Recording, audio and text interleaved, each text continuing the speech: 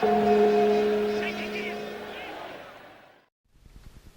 blev det lørdag, og der er masser af kampe på programmet.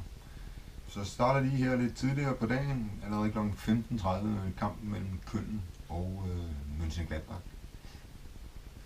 Og lad os starte med udholdet. Andreas Christensen har ikke fået den bedste start sammen med Gladbach. De ligger nummer sidst, scoret et par mål og lukket 11 ind. Det har ikke været nogen succes, og det har heller ikke givet dem nogen point overhovedet.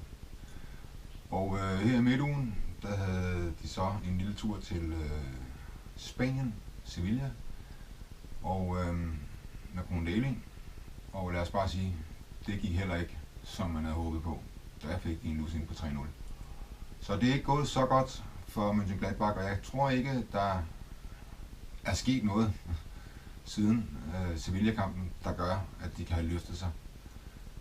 Så jeg synes, de er bagud på point, bare i forhold til deres form og den fysik, de har brugt. Hjemmeholdet Köln har klaret sig glimrende. De har spillet uafgjort hjemme mod Wolfsburg 1-1, men ellers så har de scoret i alle deres kamp. Også i alle deres træningskamp. Der har de faktisk mødt på gode hold, blandt andet Sevilla, som Gladbach tabte til.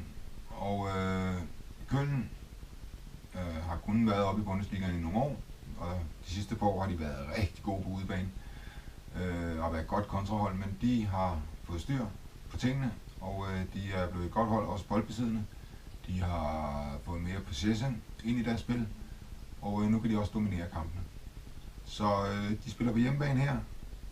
De spiller mod et Gladbach-hold, som ikke kæmper for overlevelse, men som alligevel indirekte kæmper for overlevelse. Så jeg tror, at Köln vil trække det længste strå, og Köln er god til at ramme målet. Det er Gladbach ikke, så jeg kunne godt forestille mig, at Köln vandt uden at Gladbach scorede, men i hvert fald en Köln sejr. God kamp.